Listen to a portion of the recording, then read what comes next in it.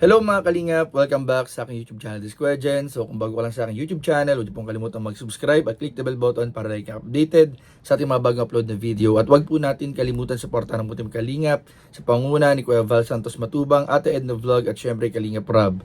At pakisuportahan din po ang aming mga kasamahan sa Team Kalingap. Nandyan po ang K-Boys, Kalingap Partner, Kalingap Reactor, at lahat ng charity vloggers sa buong Pilipinas na tumutulong sa mga kababayan natin na lahat may hirap. Suportahan po natin lahat, guys.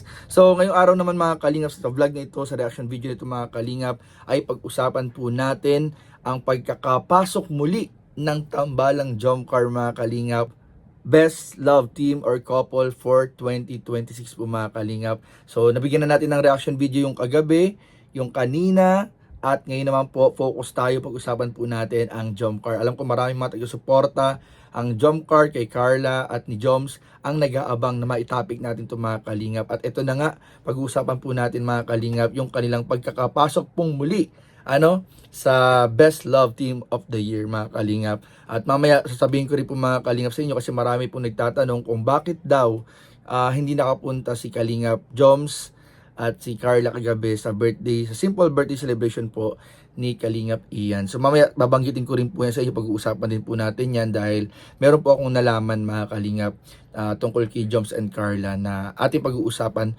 maya-maya lang po mga Kalingap. Kaya tapusin niyo po ito buong video na ito mga Kalingap para malaman po ninyo yung mga update sa mag-agum na Jomar and Carla.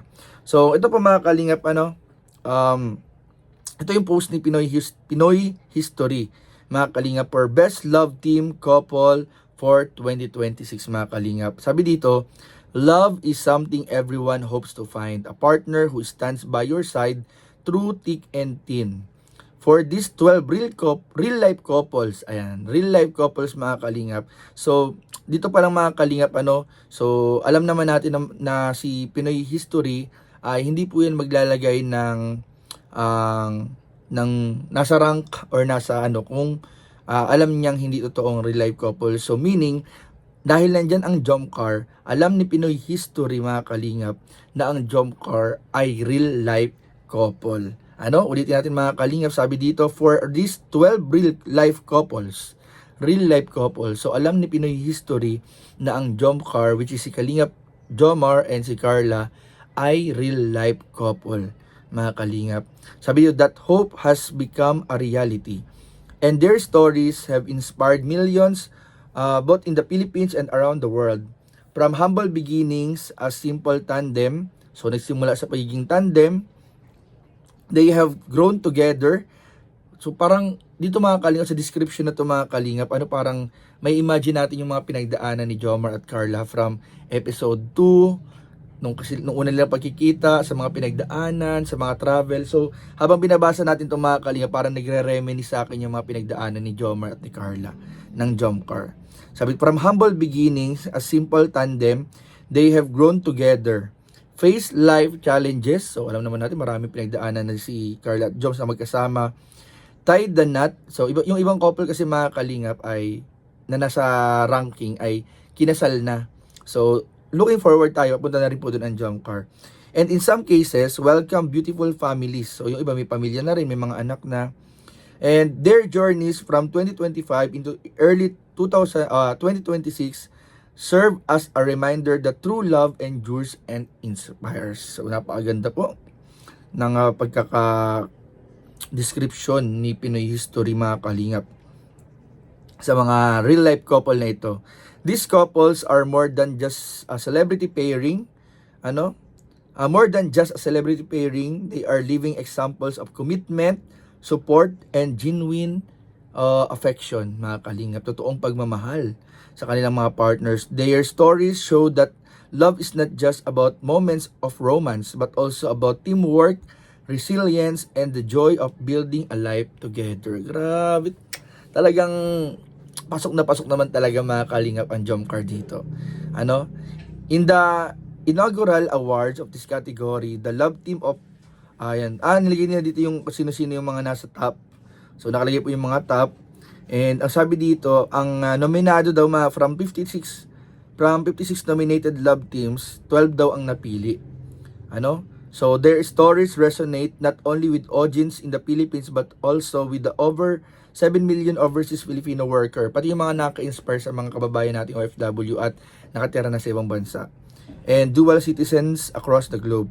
They are celebrated on multiple platforms, Facebook, TikTok, Facebook groups, and YouTube, bringing their inspiring love stories to viewers everywhere. So, yun po yung mga ano dito. Yun yung mga parang pinagbasehan nila mga kalingap. Each couple offers a different kind of inspiration, some of their simplicity and humility, yung pagiging simple, pagiging humble. Others for their resilience in overcoming challenges, yung katibayan kahit anong mga pagsubok ang dumating, matibay pa rin ang mga kalingap.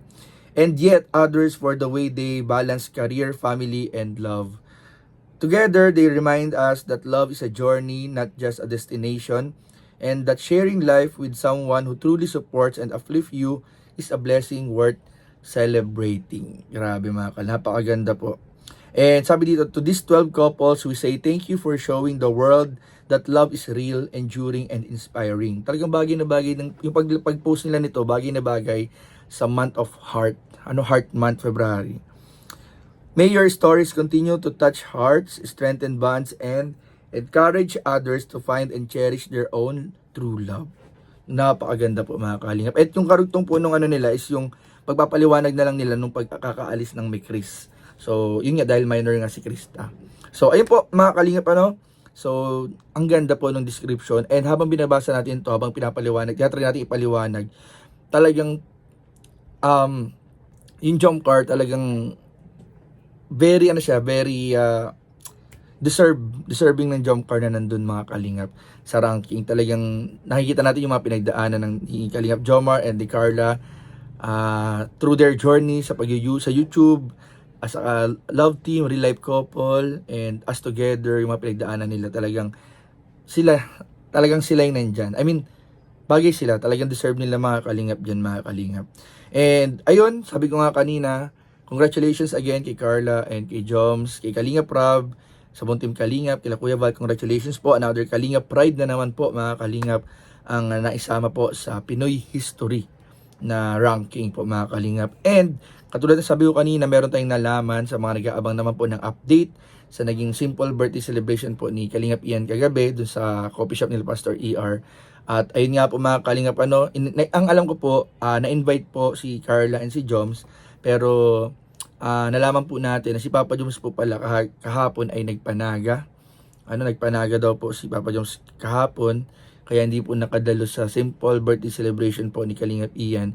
Pero dumaan naman daw po si Papa Joms kay Ian bago siya magpanaga. Parang siguro nagdala ng regalo or bumati. So okay naman po yun. Tapos si Carla po ay umuwi ng Tarum. So yun po yung dahilan kung bakit wala po si Carla at si Papa Joms kagabi. Umuwi muna po sa kanilang mga pamilya para makapagpahinga din, makapag-relax, makapag-banding sa kanilang loved ones. So, ayun po mga kalingap at abangan nyo po mga kalingap yung mga susunod pang update sa Tambalang Jump Car. Again, tuloy-tuloy lang po natin pagmamarathon sa mga episode ng Jump Car sa YouTube channel po ni Kalingap Rob at sa mga love team, beneficiaries, supportahan po natin lahat mga kalingap. So yun lamang po at maraming po salamat sa panonood. Please don't forget to like, comment, share, and subscribe sa ating mga video. Maraming po salamat. God bless. Bye-bye.